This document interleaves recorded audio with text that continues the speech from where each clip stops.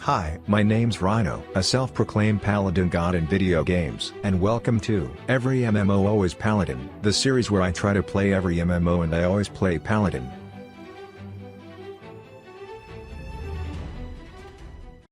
If you ever wanted to mindlessly grind dungeons with a 2-button rotation in a game that looks like an even worse Minecraft, somehow, then you're in luck because today we explore the world of Trove.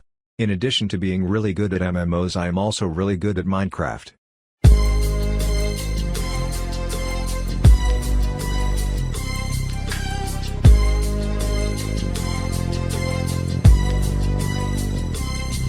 That is just one base, by the way. Trove does have some building mechanics in the game, but they really take a backseat to the other 99% of gameplay, which is combat, but that's what we want anyways. Apparently this game doesn't think I'm him.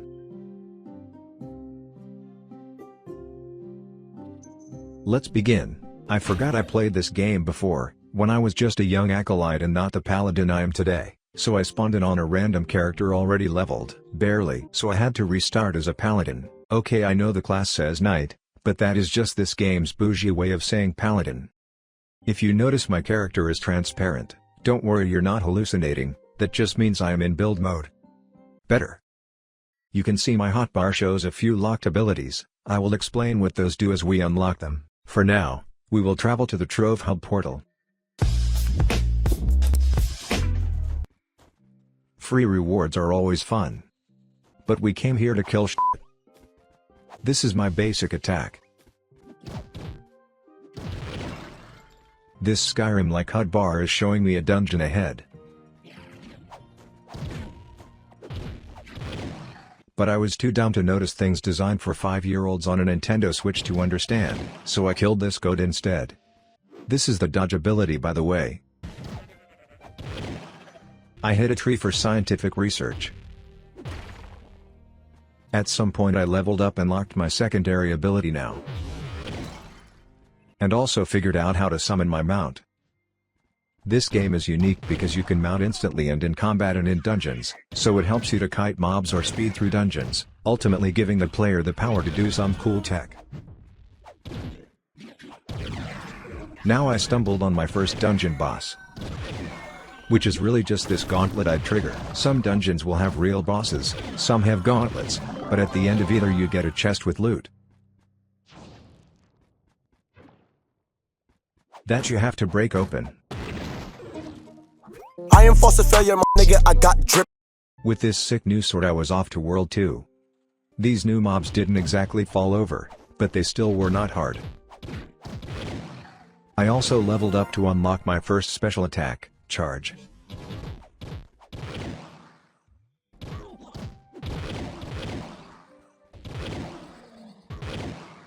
I tried on some hats to see which best fit my personality.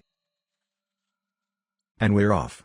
The maps in this game are procedurally generated, and will randomly spawn prefabricated dungeons, so sometimes you get wonky terrain like this.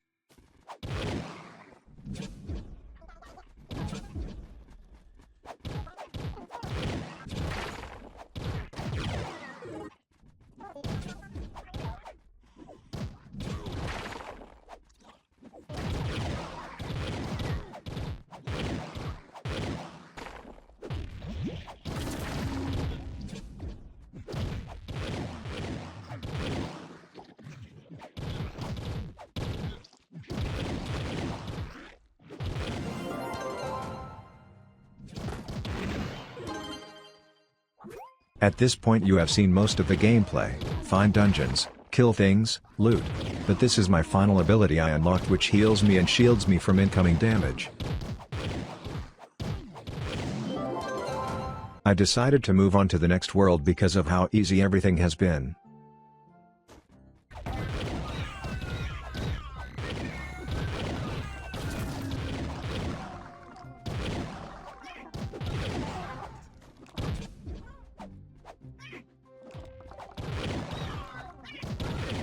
Still easy, but now with purple loot. And orange loot. So now on to the next world, hoping for a challenge. Which, I guess entering the dungeon became the hardest part at this point.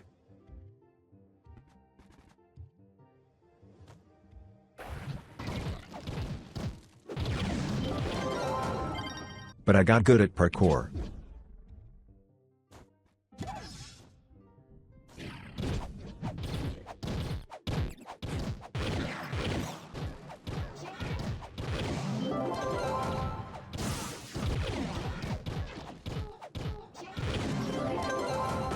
This larger icon is for a mega dungeon which has more than one boss to defeat. And the first boss of my first mega dungeon gave me a pride weapon. I'm going to be hitting harder than a bundle of sticks now. I was so excited for this rainbow rarity item that I forgot to finish the dungeon and went back to the hub. And I deposited my inventory to make room for more loot.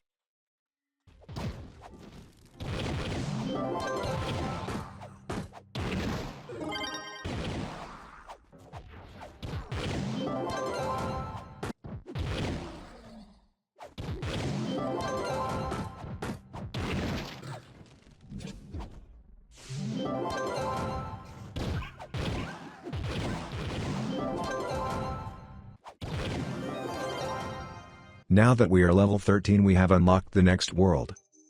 Some of these dungeons are pretty neat on the inside, but most look like a Minecraft build from an iPad child. Either way, it's fun to hack and slash without worry of danger.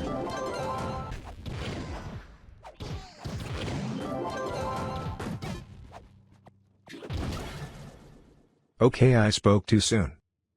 You can take the Paladin out of the fight, but you cannot take the fight out of the Paladin. This aquatic squid-looking dungeon seemed cool.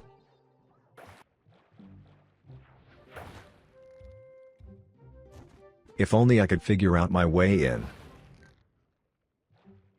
Found it.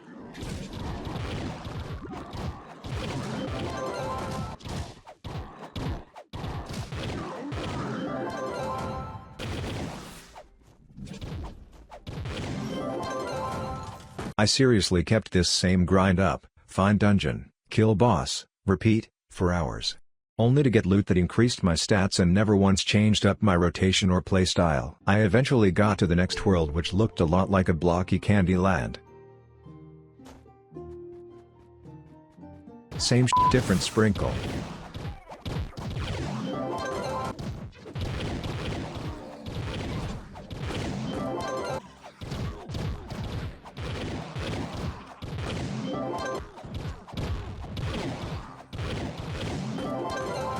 I got lost in this room that is designed to make you feel small, and boy did it work.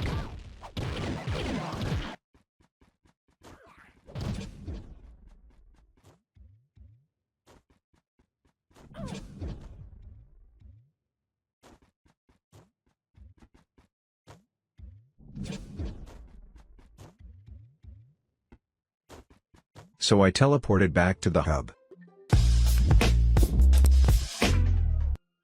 What will get old first, that sound effect joke, or this gameplay?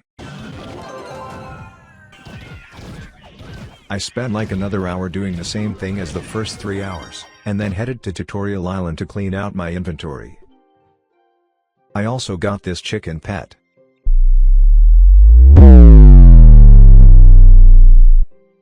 And thanks to Reddit learned what this loot collector thing does, and what it does, is... well, I don't know, I just know this is where to discard my extra loot. And on that note, I called it a night. Trying to get my chicken in frame was AIDS. Hope it was worth it. I spent another hour in Candyland, barely leveling at all. And then realized I could socket gems, and level them up. These are what most people are farming as the end game content.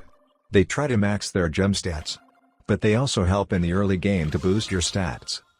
I cashed out on my loot boxes. Got back to killing. Slower and slower with each level I gained. And with just about 7 hours played, here is where I am at. I am level 18. Have some decent gear for my level. And I am riding a dinosaur with a pet chicken. I still have 12 levels to go until I can add this to the list of games I have maxed out a Paladin in. But fear not, because I am the greatest Paladin in all of MMOs. I do not want to make this video any longer, forcing you to watch me do the same loop on repeat. I will get to grinding in my free time, so be sure to subscribe for when I max this game. I will be sure to post about it officially. Bye.